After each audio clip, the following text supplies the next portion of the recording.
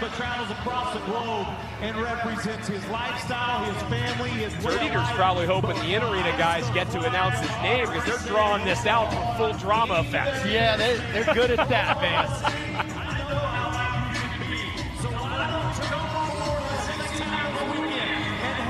Little Joe just starting his trek on tour.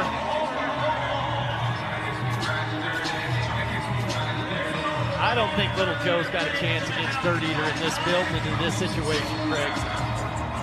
Trying to go 2 for 2.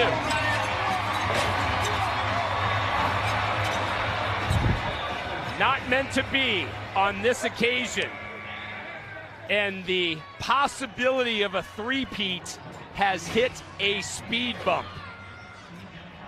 A big one. Yeah.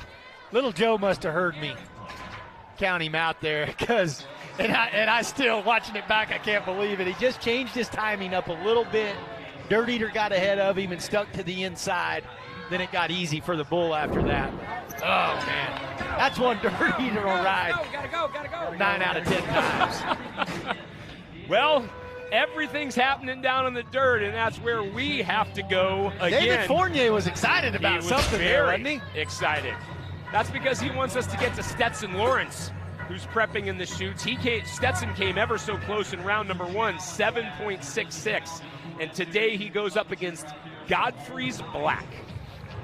I like where Stetson's at right now. You know, this is a guy that had a good weekend last weekend, winning a go-around in Sacramento, and you seen the way he finished a week ago, and that's it look like they're going to take another look at Dirt Eaters here. Yeah, thanks for switching gears. That's because Ryan Dirt Eater has challenged the ruling. Now, I want you to explain that to our fans. What does he hope comes out? Obviously, he wants a reride, but why does he think this challenge is going to hold up? I think Dirt Eater's challenging that the bull went down, and I'm sure to Dirt Eater it felt like that, but watching it back, if I'm judging, I don't give a reride for that. And that's exactly what the judges have decided as well. So you can't hold it against Ryan for trying to get another opportunity, but it's just not in the cards. And listen to the crowd's reaction to the judge's decision. I'm going to let them walk out of the Chesapeake Energy Arena on their own tonight. Yeah, the judges? Yeah, the judges. Yeah. You and I are going to take a different exit. We do that every time, man. Stetson Lawrence, meanwhile, he's focused on Godfrey's Black, another one of those debut bulls. And as we get into Oklahoma, we always talk about the bull power. If a bull's making his debut this weekend, Cody Lambert has seen something he really likes. No question about it. I mean, and Lambert watches video after video after video of these bulls and guys sending him in. This is, you would think this would be the easiest event to put the bulls together. It's actually the hardest because there are so many bulls that are just right. It's splitting hairs to set which bulls get to come. Yeah, the only way they get a chance is if a contractor calls Cody, sends him a video, or is persistent.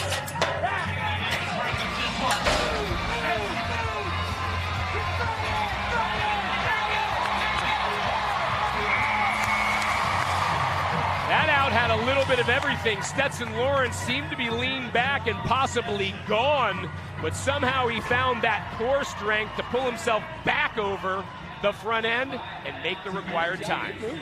That's a great call, my man. That's a great call right there, Craig. And there was a lot going on, but the most important thing going on was the effort that Lawrence put out right there. It's not going to be a huge score, 82 3/4. Wasn't a great bull. Stetson had some struggles there. There's some things he cannot repeat that if he, gets on another bull and get away with it. Let's send it to Kate. How did you power through that run? Last night I didn't try hard enough there right at the whistle, and today I decided to show up and try my hardest and let the cards lay where they may. Right. Well, that interview finishing, Aaron Klyer put together one heck of a good 8 seconds aboard Cowboys Red River. Really a nice ride right there and a really sweet get-off, man. 85 points. You want to stay injury-free, this is how you do it. You make a really good controlled ride both directions. This is really good away from Aaron's hand. picture perfect the whole time, makes the adjustment back the other way. This is what the judges are seeing. That's control. That's control from start to finish. And I think you can attest, when you're 22, it's easier to throw those dismounts together. Well, it sure makes it a lot easier to continue riding also. Exactly. Good ad. Very good ad. Meanwhile, we get to check in with our round one winner. Brennan Eldred was 88.5 points earlier this weekend, and now he has a date with Crossfire. It's a bull that we've seen Cody Jesus be a lot of points on last year in Houston, 87, I believe. And man, Eldred looked great in round one, and that's such a great thing to see this guy. He's been through the injuries, came back last weekend, got bucked out again.